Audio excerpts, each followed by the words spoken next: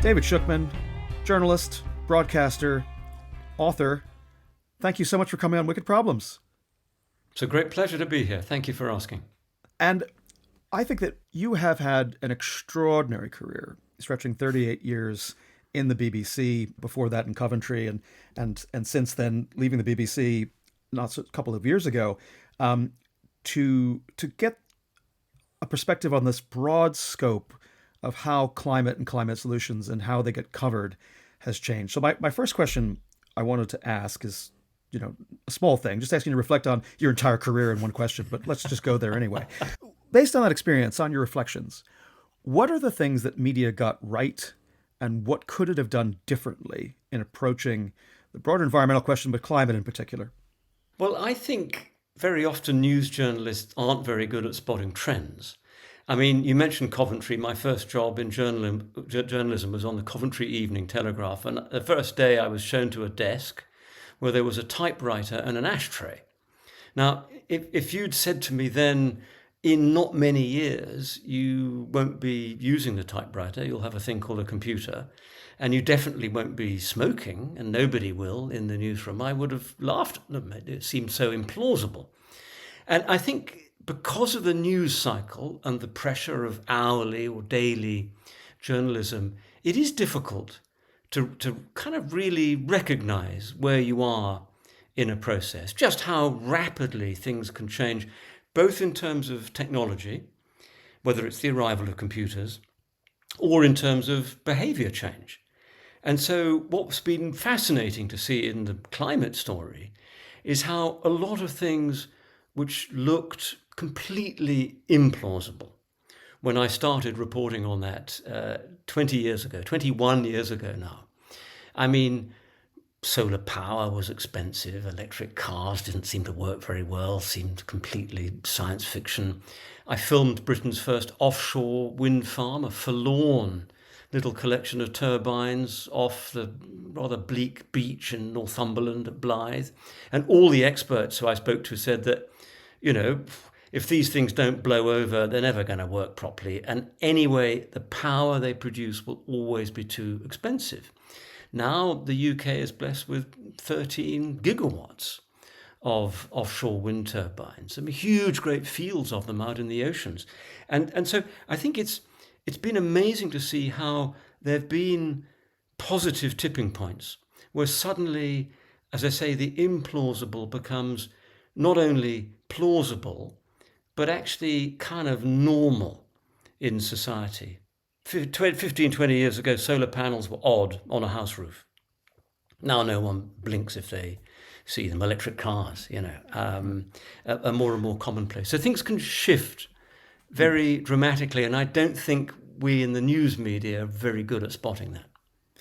And I suppose it seems to me that the framing has also changed. I mean, we used to hear, as a matter of course, not so very long ago, really, on all major outlets, not specifying just the BBC, but having the need to feel like we need to bring in the other side, as if the science has another side, and creating sometimes a false sense of balance, saying that even though this represents maybe 0.01% of scientific opinion, then therefore that's given equal weight with the 99.5% consensus.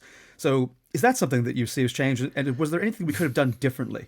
Yeah, I mean, I wish we could have done. I mean, that sense of fairness, of impartiality, it ran very, very deep and still does. And it plays to the sort of rather binary nature of a lot of political and public discourse. I mean, the House of Commons, you have the government facing the opposition in a court of law, prosecution against defence. And so it's historically in the BBC, all its different programmes and most of the British media, it's felt very natural to have someone who says something, that the sky is blue, and then you find someone else to say it's grey.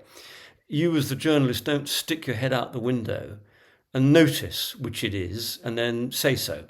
And certainly in the early years when I was reporting on climate change, there was this powerful demand in the newsroom that we've got to have another voice.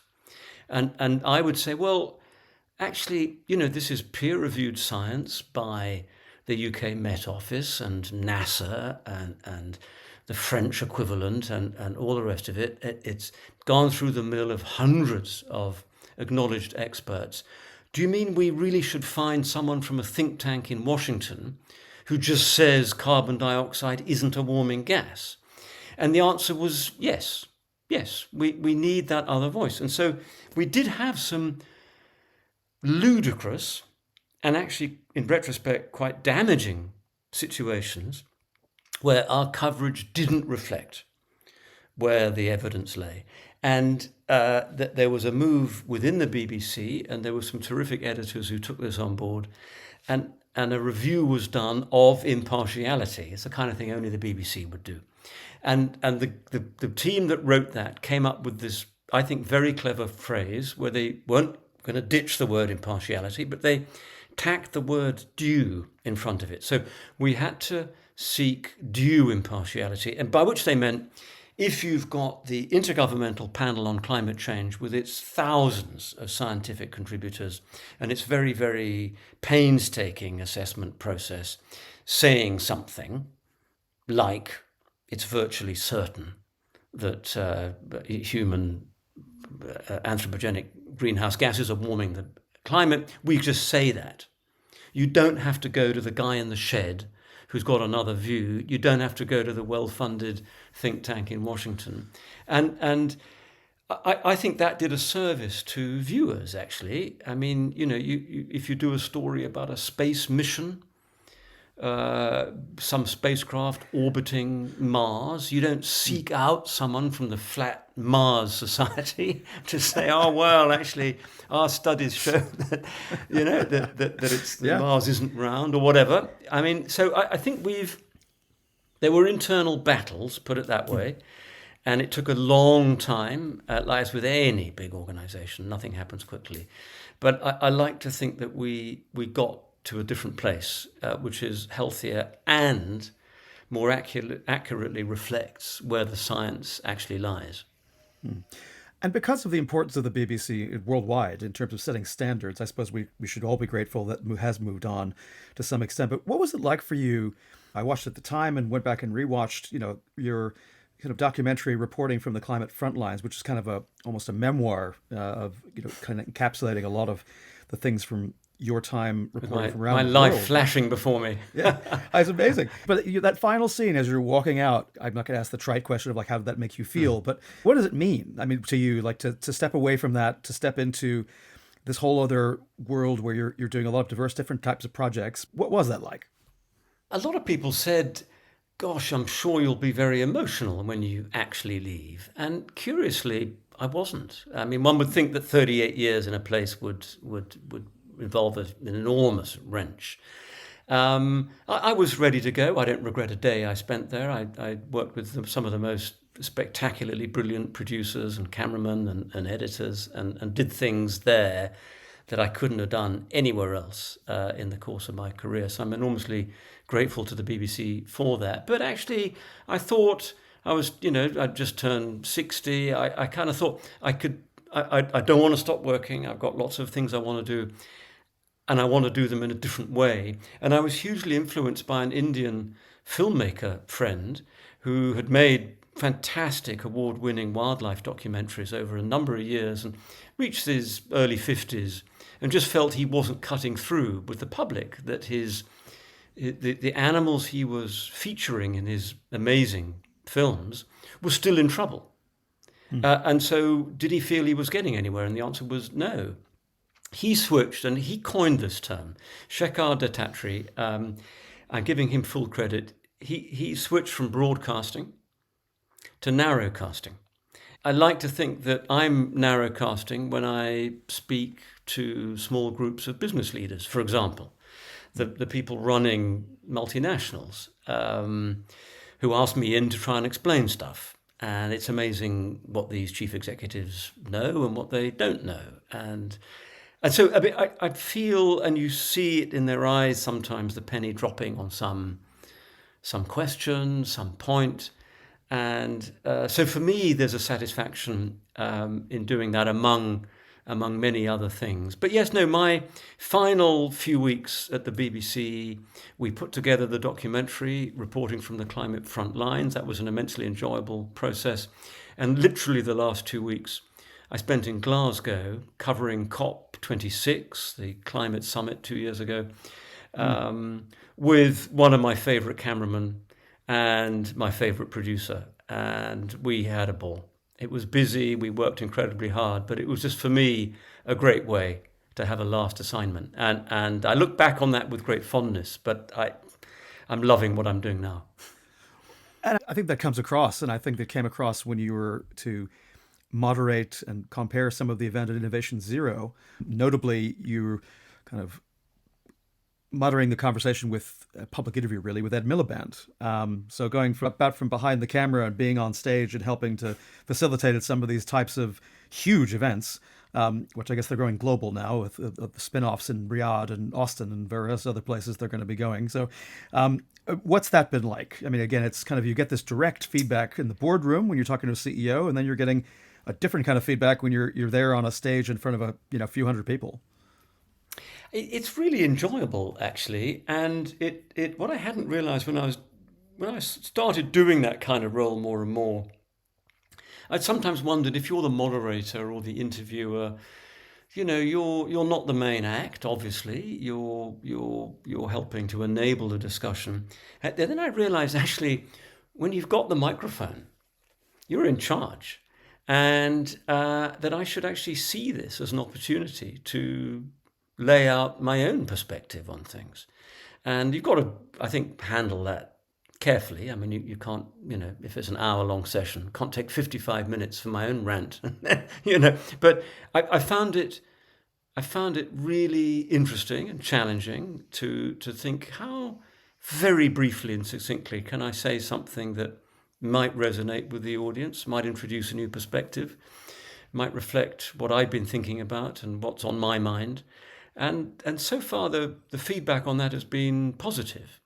And so, yeah, it's a different role, as you say. It's wonderfully enjoyable to be liberated and not to think about impartiality or due impartiality or whatever, but actually to be able to vent what I think. Not, as I say, not to vent, to try to be reasoned and fact-based and guided by the evidence, but nevertheless to frame things in a more direct way, a blunter way than I might have done at the BBC. Well, I suppose that's the benefit of all that experience of, again, the reason it's you on the stage or in the boardroom as opposed to Facilitator Bot 3000 is that, your people are coming as much to see you as the person you're helping to facilitate discussion with, because they're interested in your views. And I suppose now they're more free to express them in different ways and give that insight. I think people really enjoy that. But it took me also, as I was preparing for this conversation, I realized, of course, that your mother has just published a book, a historical work that also relates to family history. Because I think many people know you as a reporter, as a journalist, as an author, and as a persona, but perhaps are not necessarily everybody in our audience would be au fait with. You come from essentially royalty in terms of the the intellectual scene here in the UK. Well, as somebody who comes from a Runciman, as a Shookman, you're coming from two different traditions, and your grandmother was the first person to fly, women to fly a Spitfire. Your mother's just published this book at the ripe old age of 93. First of all, just like what is that like? Because you bring a lot with you when you're coming that. Yeah, I mean, I think probably like a lot of people, as soon as you dig a little bit, you uncover interesting family background and history. On my father came from a Russian Jewish family, very working class. His parents arrived as asylum seekers in 1913, fleeing pogroms. My mother's family were wealthy, owned land, were very prominent in business and politics. They met at Cambridge. They were both studying Russian. It was the beginning of the Cold War. And there was a mad demand for Russian speakers, so that's how they got together. They had 3 kids. I was the oldest. They both went into academic life. um, and churned out books.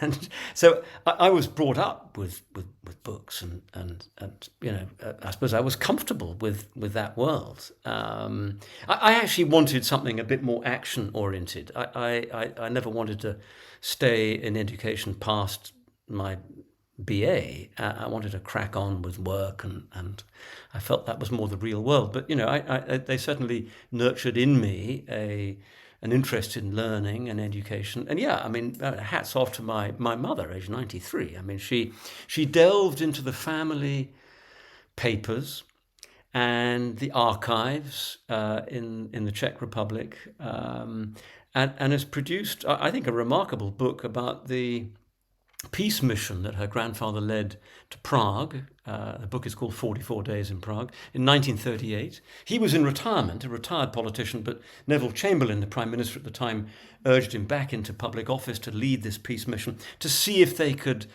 sort things out between the Sudeten Germans and the Czech government. Hitler, of course, was stirring things up. And actually the book is a painful, accurate, but also very human analysis and description of failure. This British peace mission was badly prepared. It was quite badly led by my great-grandfather. They were completely outfoxed by Hitler and the Sudeten Germans. And, and my mother doesn't shy away from what is, after all, an example of actually quite a sorry note in family history. I think they went out with good intentions and it didn't work. I find there's a kind of resonance now, and certainly my mother thinks so, as we confront Putin. We think about how to deal with Xi and China. How do we deal with authoritarian leaders who are popping up, exploiting nationalism and populism? How do we do that? Because they got it badly wrong back then. So there are lessons for us now.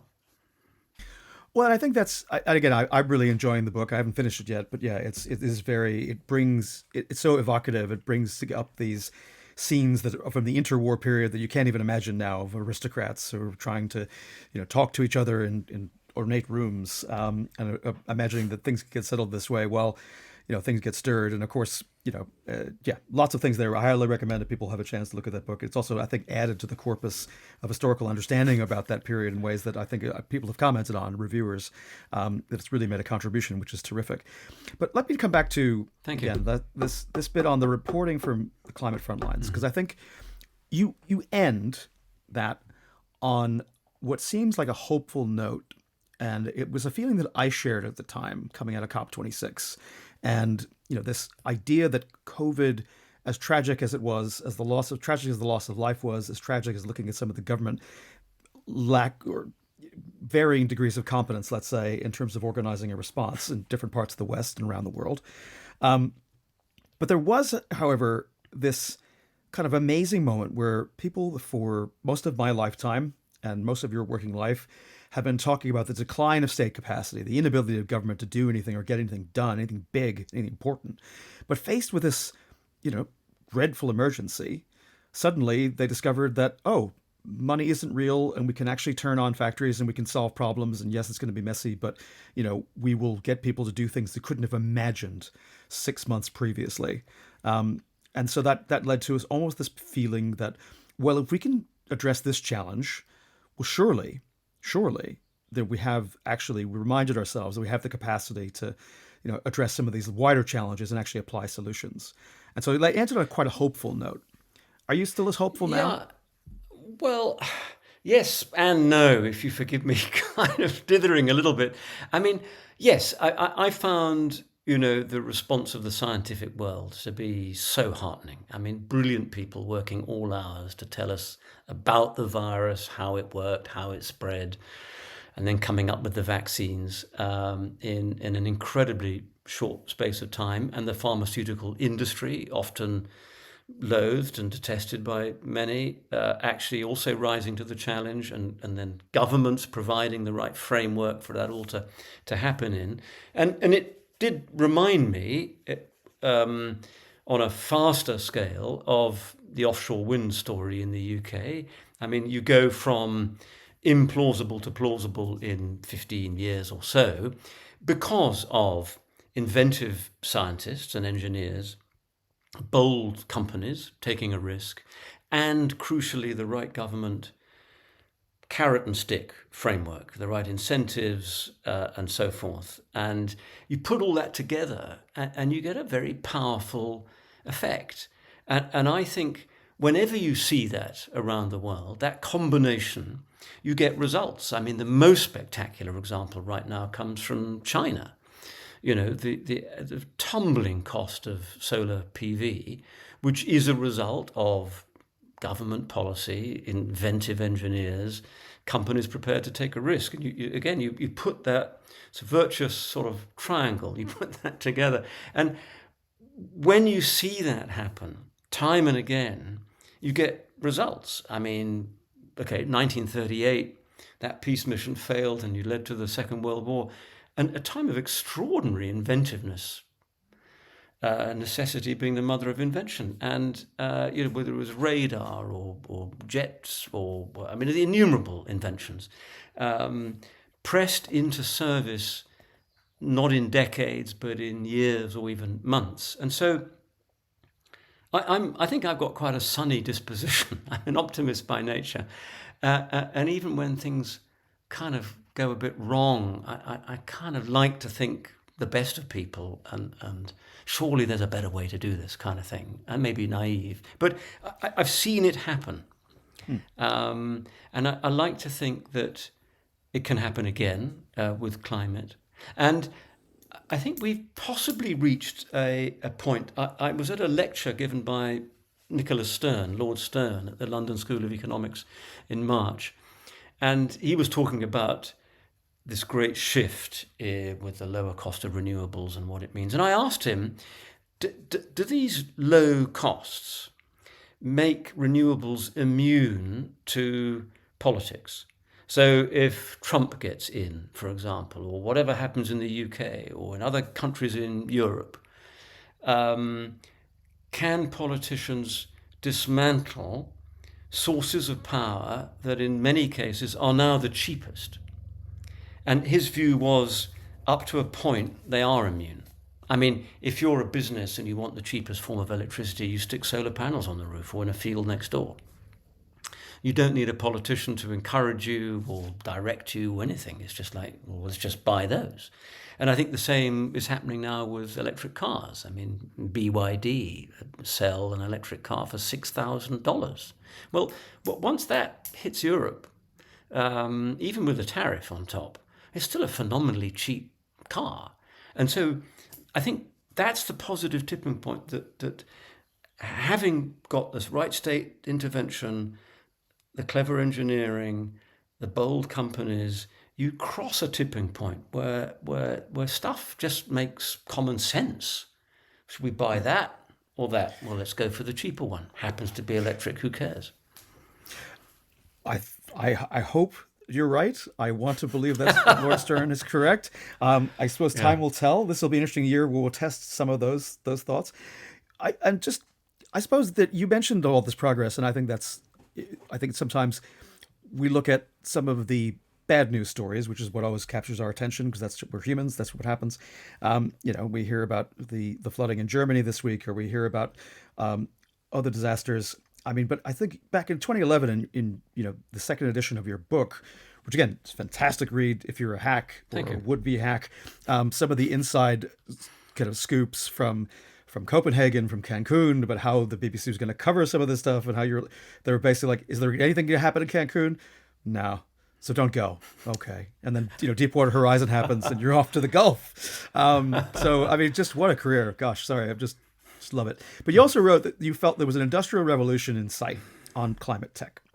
And did you think in 2011 that we'd be further along than we are now, or that we would be kind of about or further back? And if also, how do you think we should be telling these types of technology stories when we do get confronted with dead ends and again, I'm not calling out your book because we all thought at the time, well, algae fuels, that could be a thing, or biofuels, that could be a thing. And what could go wrong? Or thermal solar. And then your documentary, 11 years later, reflects on the fact that here's a half a built thermal solar plant somewhere because, of course, PV's the cost is greater and therefore it doesn't really make sense to build the rest of this kind of thing. So how do we navigate the gee whiz of the technology story with our perhaps need to be skeptical about where some of these solutions might or might not go? It's such an interesting framing of this, and it reminds me of the time in 1986. I mean, if you'll forgive me to rewind to 1986, and I was a reporter for the BBC in Northern Ireland during the Troubles. And, there were explosions and riots and shootings and almost every day. And one day the editor said, they've got reports of a riot. He'd like me to go and cover it. And you'll need this. And he handed me this enormous thing called a mobile telephone. It was the size of a car battery with a handset on top. And I said, I'd never seen this thing. How does it work? He said, well, you'll read the instructions on the way. Well, of course I didn't. And I got to the riot. And the other reporters there kind of just couldn't believe this thing. It's like from the future. There was a lot of muttering about James Bond. I mean, not that I was James Bond, but the gadget was James Bond. And in fact, I suddenly realized I had a little crowd around me of soldiers and riot police, and in fact, a few rioters. You stopped the riot because this glimpse of another century kind of thing. And of course, when it came to the moment of filing my report, I got through to the BBC newsroom and could hear them, but they couldn't hear me. Now, that was 1986. It was an expensive, useless piece of kit. And I if you'd asked me then, well, is there a future for the mobile telephone? I said, well, of course not. I ended up in a phone kiosk reeking of piss like anybody else filing my story. So can I say piss on your podcast? I don't know. Oh, anyway, you can say much worse than that. You can say much worse than that. That's fine. So unpredictably, to me, 5 years later, 6 years later, mobile phones were smaller, they were cheaper, more and more people had them. The BBC issued them to us all. I think within 8-9 years, everybody I knew had one. And so I think the key was, when a technology becomes obviously useful and cheap, it then just takes off like wildfire. And so that's the solar PV story. I mean, one of the first deployed solar panels was built by NASA, or for NASA, to go to the moon to power a package of instruments left behind by the Apollo astronauts. And no one knows what it cost, but the assumption is that this one small panel was several $1 million. In 1970s money. Now, I was in Mongolia last autumn, and every nomadic horse herder has solar panels outside their yurt. And I asked one of them, what do they cost? $50, $100 maybe for a new one. I mean, that's a revolution equivalent to the mobile telephone one. So where do I think this is going to go? I think some routes which involve lots of steps of unproven technologies will remain expensive for a long time. So I kind of look at the numbers and worry about, okay, we can make green hydrogen and use that to make green fuels and then maybe transport them, blah, blah, blah. I mean, there are lots of steps which haven't been performed at scale so far. I would say that probably means it'll be very expensive for a long time to come. Other things, obviously solar, obviously wind, and then batteries. I mean, there was a Goldman Sachs forecast last month that batteries are going to halve at all scales, halve in price by the middle of this decade. So I suppose that meant next year or the year after. And I think so. There are technologies that we can spot that are going to win, and others that we'd like to win that probably might not, or take longer. And not everything that's beautifully designed and clever works in practice. That's the truth. And I think we've got to capitalize on the ones that deliver carbon savings. I think now things are so urgent. We're so over budget. What I've seen, what we've all seen of climate impacts makes me think that we can't afford just to mess around. So there's a lot of arguments about, should we try carbon capture, direct air capture, algae? I actually don't care. If you think you can make it work, and the people are going to buy it and use it and deploy it and bring those emissions down rapidly, fine. But it's hard to predict. But I think when you can see the benefits of scale kicking in rapidly, interestingly, I was just thinking for a moment, should I feel guilty about having not predicted the fall in renewables in their cost? But, there's an amazing piece of work by a team of Oxford University scientists who looked at all the International Energy Agency forecasts for the cost of solar over the last 25 years. And they were wrong year after year in a good way, in the sense that the prices fell more than they predicted. And that's the IEA. So I think that also gives me a bit of hope. Well, I think we had Jenny Chase from Bloomberg NEF on the program last week, having talked to her a little bit earlier. And even she, who has just been doing solar for the last 20 years, just analyzing solar deployment. Even she just released the second edition of her book on solar power finance. On the cover is the 24 cents a watt. And of course, it's down to 10 cents a watt. And even the time before after it went to press, and she was kind of kicking herself on our conversation, saying like, "Oh, I got to come a third edition out now." So it's very difficult to be able to kind of you give hostages to fortune when you do these things, I think.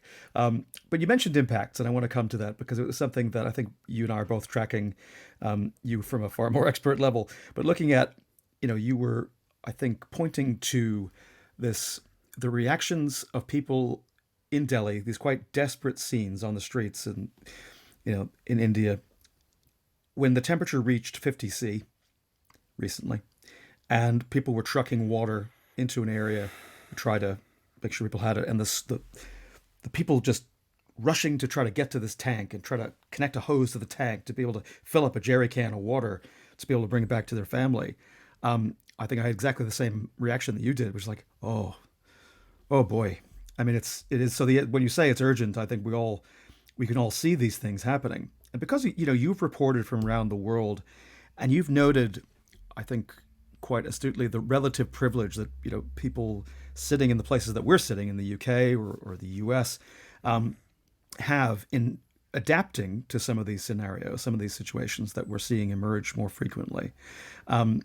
And having like you're at the beginning of, you open the documentary with, again, the Thames Barrier. And we were both talking before in the green room about Charlie Cooper's great piece in Politico about the history of the Thames Barrier going back to 1953 and the massive floods in the North Sea that led to, this building program, which I think has been largely forgotten about the impetus for that. I was like, why do we have a Thames Barrier? Why is it there? Because most of us weren't alive at that point, including yourself and myself. So we just look at that's cool. We did that. But my worry is, do you think that people need to experience directly these types of impacts for there to be this kind of sustained political will to make these kind of changes? I'm afraid we probably do. I think it is a feature of human nature that, for a long time, climate change has been described as a future problem. When I started reporting on it, a rise of 2 degrees was described as a sort of safe limit, that it was okay up to 2 and then things got bad. But we know that was wrong. But I think it allowed for a view to form that this was a problem for the second half of the century, and my own reporting reflected that, and I think that was misleading. And also, people like me went off to the North Pole to film polar bears, because the scientists said the Arctic is the fastest warming region on Earth, and therefore where you're seeing the first impacts. So we thought, okay, fine, let's go off there, or to Pacific Islands. None of that was wrong, but created an impression that not only was climate a thing for the future, but it also was in remote parts of the world. And I think what we're seeing right now with, London, well, a huge chunk of England hit 40 plus degrees on July the 19th, 2022, about a decade sooner than the models had suggested that would be possible. There were so many fires that London ran out of fire engines.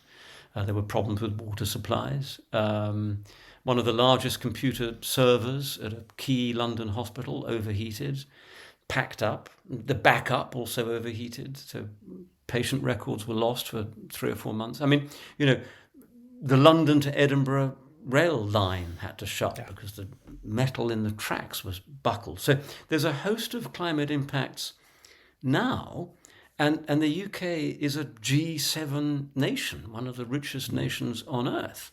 And you allude to talk about the Thames barrier. So, I mean, London is protected by this gleaming structure, this line of these enormous barriers that rise from the riverbed and hold back the North Sea if there's a storm surge. And it's been used far more often than ever it was designed for, because the sea is rising and conditions are becoming stormier. And then I've seen countries that aren't blessed. I mean, what will always live with me is a village on the coast of Bangladesh, which had these earth embankments, these mud embankments to hold back the high tide.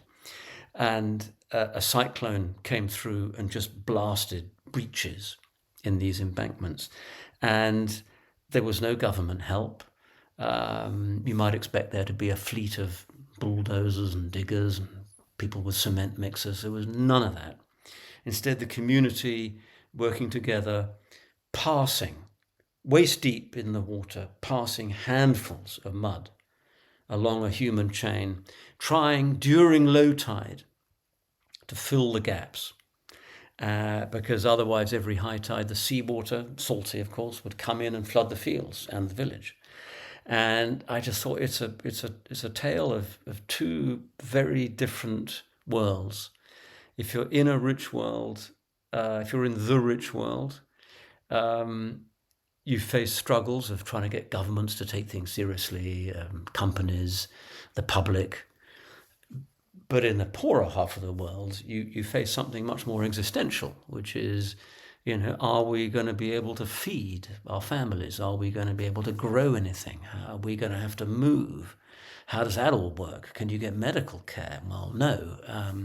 And so I was very struck by the unfairness of climate impacts, particularly in the context of the richest world, the richest nations industrialized first and they've done all the emitting.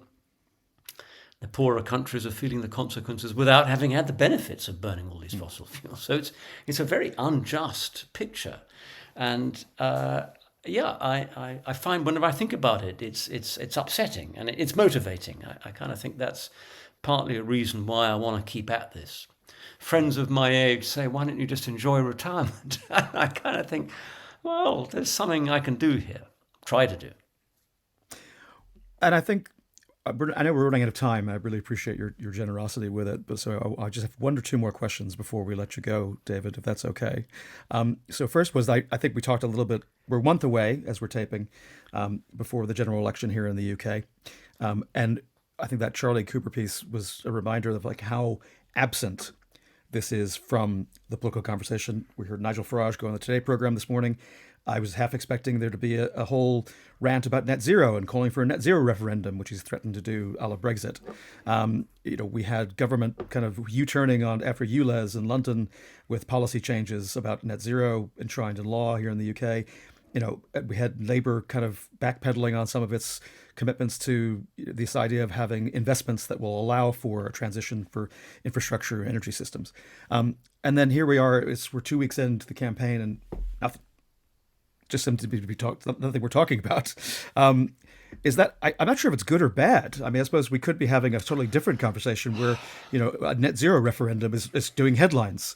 Yes. Should I feel lucky or should I feel? That would be worse. Yeah.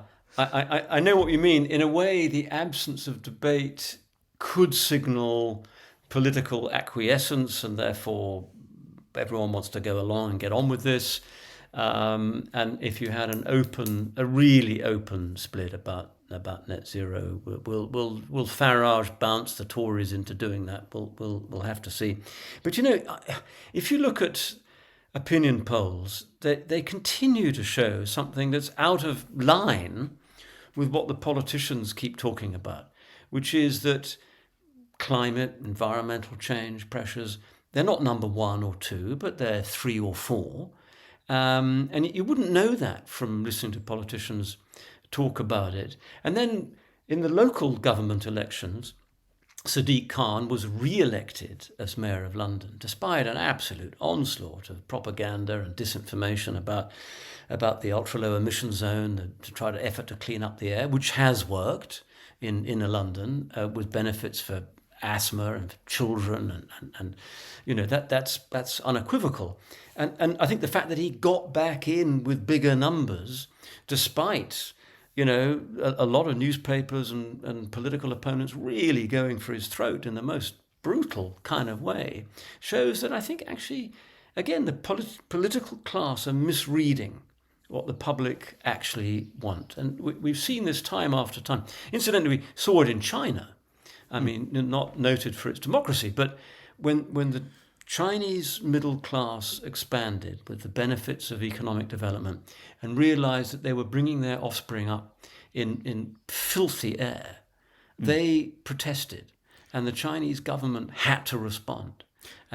You do see now marked improvement in air quality in many Chinese cities. So, I mean, I think there is the potential for change. I would like in the UK to be reasoned debate.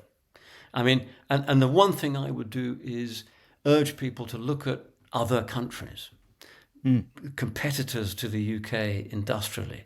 I mean, look at what's going on in the States with President Biden's Inflation Reduction Act. Look what the European Union is doing. Look what's happening in so many countries in Asia.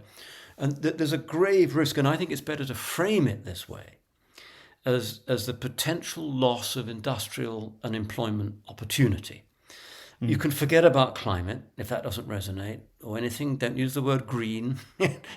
We're talking about an industrial revolution, and I think it would be a terrible shame for the UK, which started the industrial revolution, to lose out on that. And I think that might cut through more effectively. Well, I think, again, time will tell. We will see. And look, again, thank you so much for your time today, David. And before we let you go, we do ask people who come on the show about something we call catalysts. So things that might have influenced them, shaped their views over the course of their career in terms of climate and climate solutions. And I wondered if you had 3 things you might want to share with our listeners. So I wrote them down because I knew I wouldn't remember them. So we talked about Bangladesh and the plight of villages drowning and inadequate support. But I love the human spirit and ingenuity that was shown in some villages we went to, where whenever there's a flood, the chickens drown. So what do you keep doing about that, right? Invest in ducks that swim. I mean, adaptations don't need to be capital intensive or difficult. They just need to be clever. Another one is, I heard a talk by an amazing American academic called Amory Lovins, who is a great proponent of energy efficiency. And he made the case, and I love this, so many big industries have complicated pipes.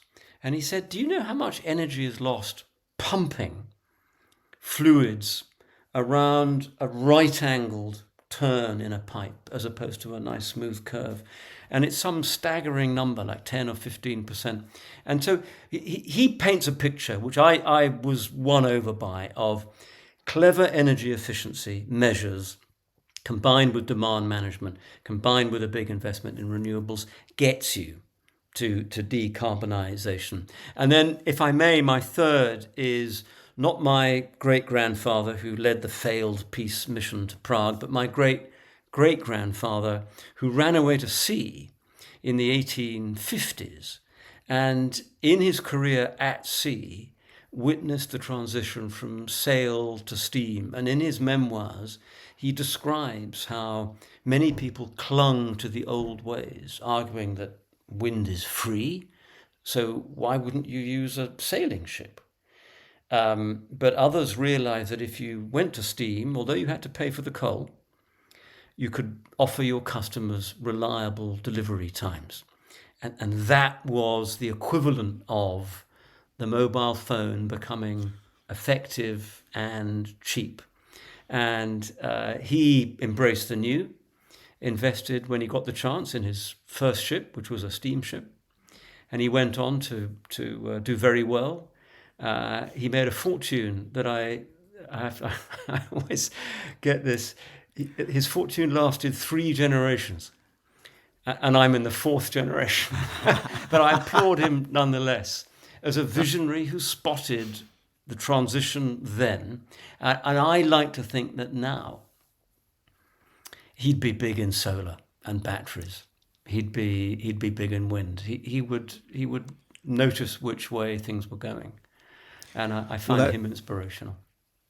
Well, thank you for sharing that. I think it's something that, yeah, not everybody can spot it. Like you say, those of us who've worked in news, spotting the trends sometimes takes a little bit of stepping outside of that. But fortunately, David, you've got the freedom to be doing that now a little bit more. So anything to plug, anything you're working on that people should be keeping an eye on and out for? Well, I've just started working on a book. I'm in the research phase. And I want it to be, it's a dreadful word, which I'm going to try and avoid using in the book.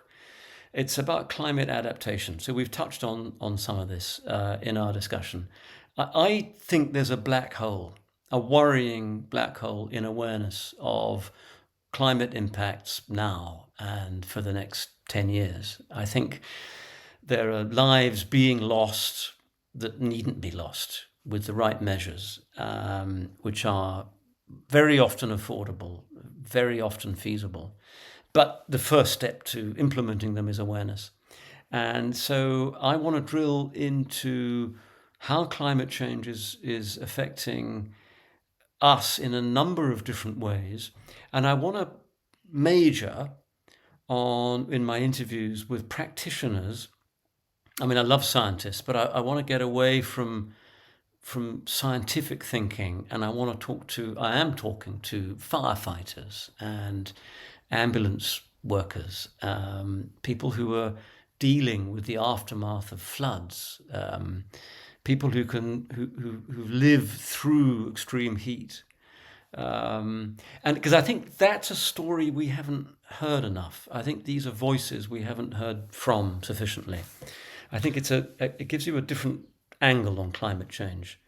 If you hear from a firefighter who's collapsed trying to work in 40-degree heat, then if you hear a campaigner, I'm a great supporter of much of the work that campaigners have done, but I mean, for a lot of people, they're a turn-off. And so, who cuts through? The overheating firefighter or the campaigner? Discuss. And I want to hear from a new crowd of voices. Well, regular listeners to this show will know that we are completely on board with that, and we were looking forward to seeing as the work develops, and hopefully gets seen by the public. And I hope you'll come back to tell us about it as things progress, because again, it's a topic we come back to. We agree entirely. It's something that needs to be very much more part of the conversation, and very much more part of it as a investment, as development, as policy, and as something that I think, as we now see the impacts happening not far away to megafauna in the Arctic, but happening to people all around us, then that may change things very dramatically and very quickly. So thank you, David Shukman, journalist, author, soon to be again author, consultant. Thank you for joining us. It's been a huge pleasure. Great questions, and I'd love to be back whenever you ask.